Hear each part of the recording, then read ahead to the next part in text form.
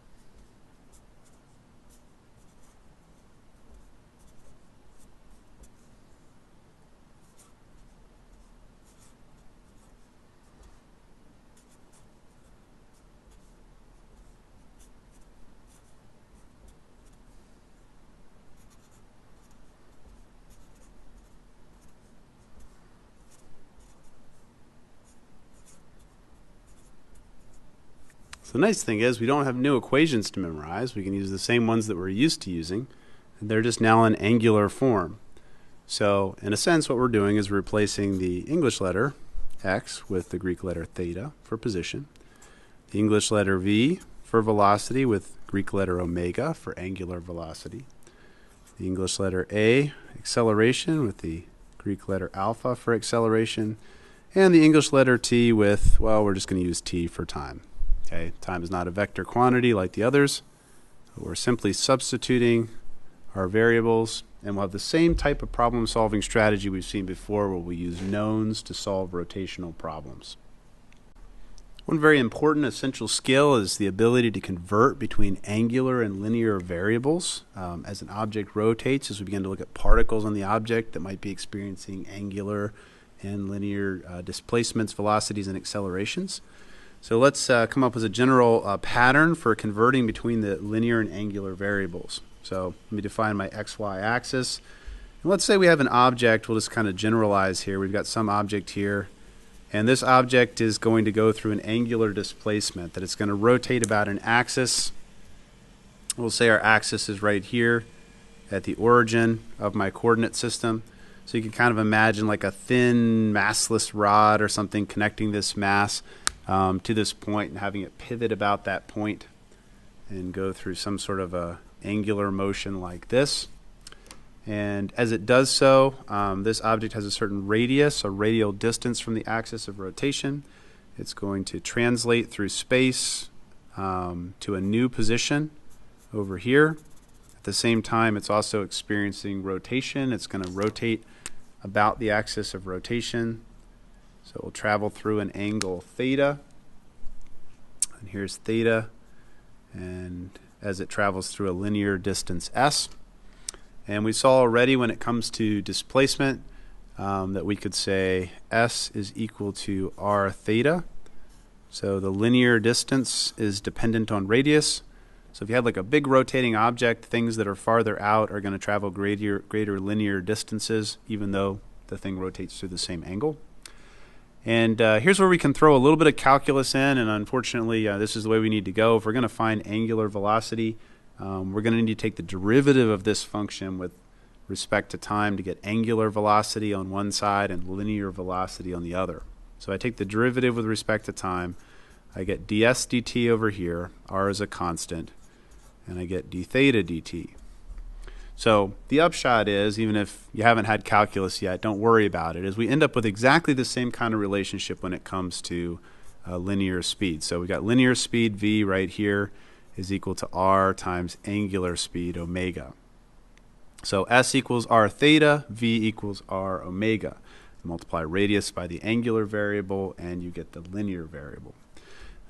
Now this v right here is a tangential speed.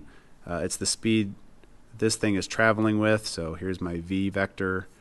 Here it is sometime later. So the direction is changing as time goes by, but its magnitude depends on omega and radius. So v equals r omega. And then to find acceleration, we'll just take the derivative again. So the derivative of the tangential speed with respect to time is equal to r d omega dt. And so we'll get an accelerated version of this. And we'll get an expression for our tangential acceleration. Tangential acceleration is going to be equal to r alpha. So again, we're seeing that the linear variable is found by multiplying the radius by the angular variable.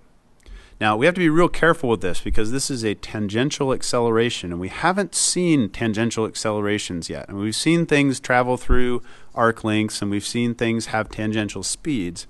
But to have a tangential acceleration, we're not talking uniform circular motion anymore. That means that this object would have to be slowing down or speeding up as it travels around the curved path in order to have a tangential acceleration. Okay.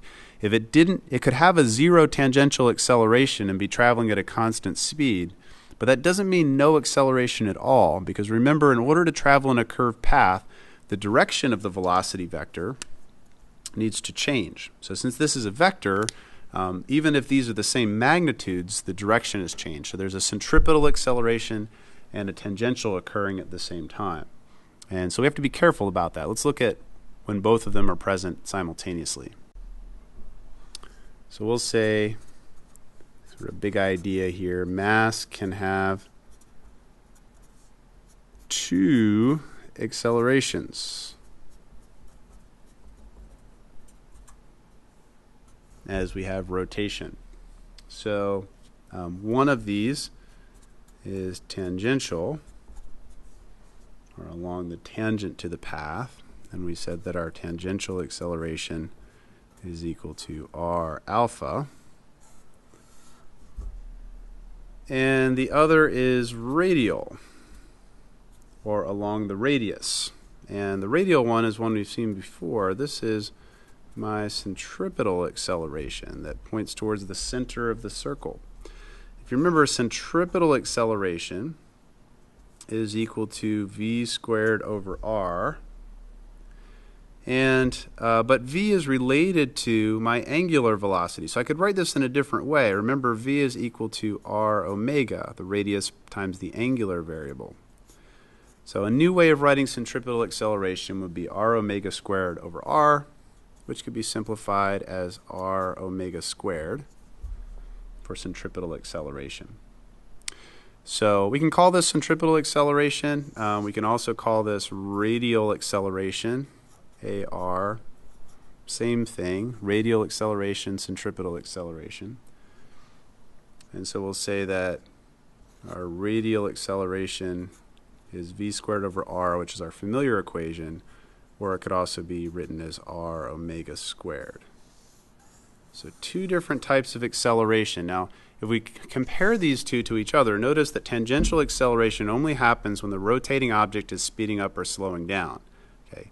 But radial acceleration happens even if it's not speeding up or slowing down. If it's just rotating, then some turning is implied. And so if you have an angular velocity, you must have a radial acceleration. Okay. So what would it look like for something to, say, have both at the same time? Let's say something is turning while slowing. So maybe you're going around a turn in your car and you're going to slow down at the same time you're going around the turn in your car. So we'll define an XY axis in space. Let's say your car is traveling along this sort of a path. It's a curved path. Your car has some mass to it. So here's your car going around this curved path. And as it turns, so it's the velocity vector at one moment in time looks something like this. It's a tangential velocity. Okay. For the slowing part of its motion, in order to slow down, we need to have an acceleration that is tangential, and that will cause that velocity vector to decrease. But to turn, we need to have an acceleration that's radial, and that will cause the vector not just to get smaller, but to continue to turn while slowing. So since tangential and radial directions are always going to be 90 degrees to each other, perpendicular to each other, the way to find the total acceleration experienced by an object is to use the Pythagorean theorem and add those two vectors together, the tangential acceleration and the radial acceleration, as two perpendicular vectors. And this way we can determine the total. So far we've studied uniform circular motion, and in that case there was no tangential acceleration, so it just ended up that my acceleration was that centripetal radial acceleration. But now we'll see problems where both are happening simultaneously. So let's go ahead and take a look at an example.